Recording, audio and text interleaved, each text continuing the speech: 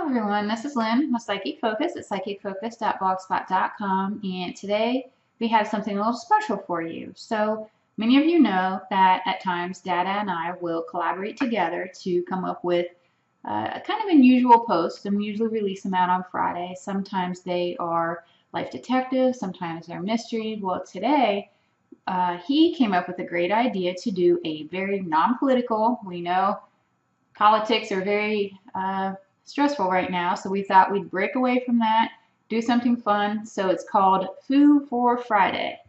And I'll just go ahead and get started and I'll go through this and hopefully you enjoy. This is a little different, but pretty cool as well. And starts out foo words, words that are inoffensive, words that unite, words from beyond, foo words. Didn't we just say that? So today we're going to look at various photos of ET crafts. They're called Foo during World War II, which that was actually new to me. I'd always heard of the Foo Fighters in regard to music, but I wasn't aware that they were that actually came from a term from World War II. So kind of a cool little history thing there for those who did not know that. So, and also Foo means lucky in Chinese. That was another tidbit that I had learned. And so as we ran into this and we looked through a lot of different pictures, several were fakes, and we're going to put a little shaming reel at the bottom and show you the ones that didn't quite make the cut, that didn't feel quite as authentic. So I'll get right ahead to it. Number one, he called this Jack the Pumpkin King's Foo. And many of you know Dada, he can be quite comical at times, so he's a pretty gifted writer and he has a pretty good sense of humor. So I think you'll enjoy some of his terms and some of his labeling. So the big things that we wanted to learn whose ship were these ships, for the ones that were real. Where did they come from? What do the ETs look like? Are they good? Are they bad? Are they neutral? And what on earth are they doing? So having said that, number one, Jack this Pumpkin King's Foo, whose ship?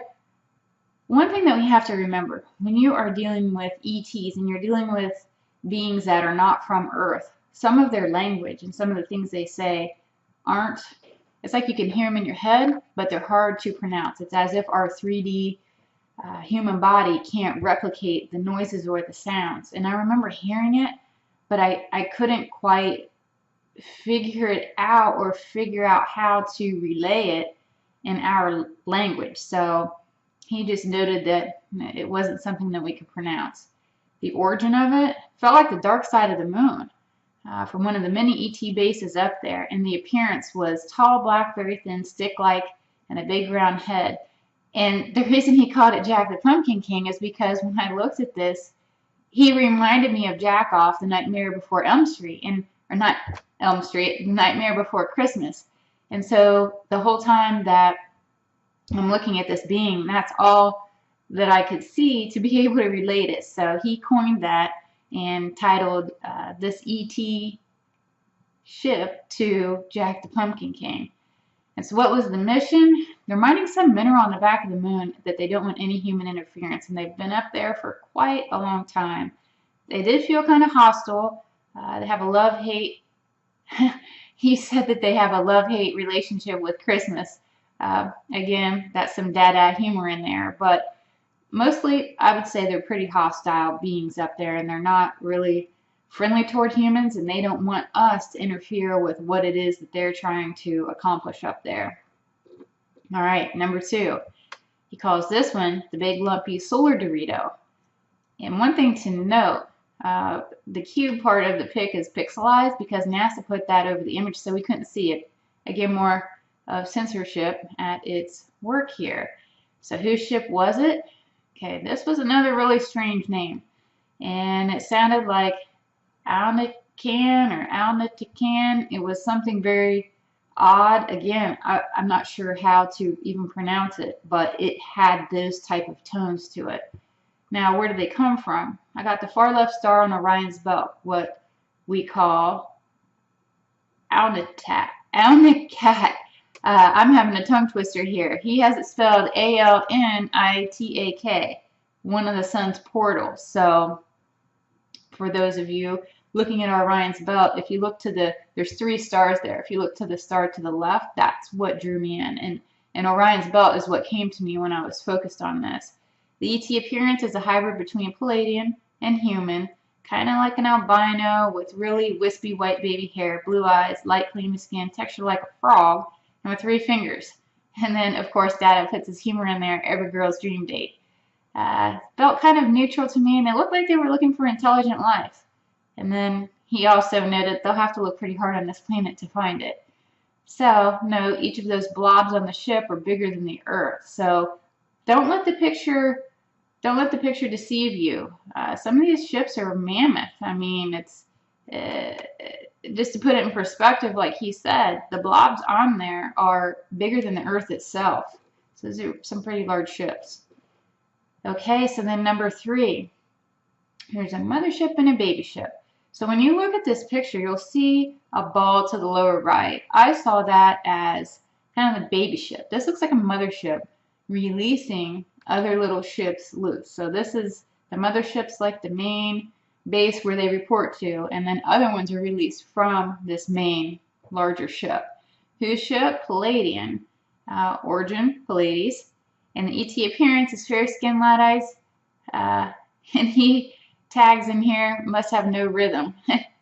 I picked up that they're good, and they're here to lessen a natural disaster involving water in the ocean. When I tuned into this, I kept seeing the ocean, and what I'd said to him was I would be really curious to know what disasters occurred around the time that this was actually photoed, because it felt like, I don't know if there was a hurricane, if there was a flood, if there was some huge storm, but it feels as though they were here to either lessen that, do some healing in regard to it, or serve as some kind of protective watcher over it. But they did have good intentions, and it did feel disaster related as to why they were here. And then now, Dada has a little side section here to note the same ship and ball above, this one that looks like a big long mothership with the baby ship, appeared in a mass sighting in Nuremberg in 1561. The Palladians were fighting the Archons. And here's a woodcut of the event. I'll show you that picture. It'll be up there on the video. It says, wow, it happened again 100 years later in Berkshire in 1661. Again, there's another photo of that. The Palladians have been trying to protect us from the Archons for like ever. And so that's an interesting fact he wanted to include in there. All right, so number 4, we call this one the Blobby Food Go Home. Whose ship? Again, it was something I just couldn't say, and I wasn't really sure where it came from. The appearance of the beings within the ship, they look like just the average gray. I did a reading a few days ago, and it had a cluster of grays on it.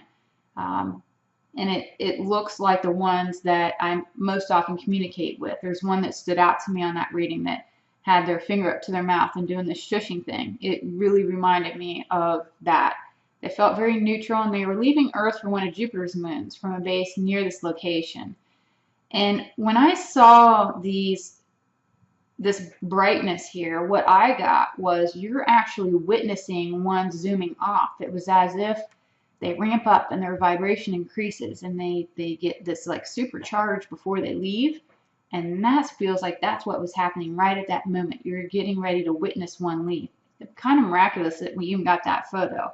And it looks like more than one ship, but it was one ship getting ready to go, and it was just the way the picture was, the way that everything was vibrating. That's what it looks like right before it got ready to leave. All right, so number 5, this purple blob says Foo Fly's coach. Whose ship? Lyrian, aka Lyrian. Place of origin, constellation, Lyra. ET appearance, they look like the nice grays to me, and they felt like they had good intentions.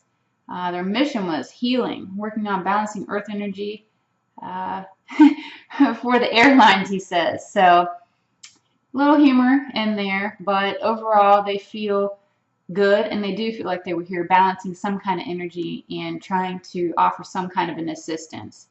Okay, so the bonus. He has a bonus on here. And like I said, we had to look through a lot of pictures. There's a lot of fakes. People have different reasons to put stuff out there, whether it's attention, whether it's trying to get money, what have you. So yeah, we went through a lot. So we found a bonus one here. He called it the black dot flu, black foo dot. All right. He wasn't sure how he wanted to word it. You take it how you want.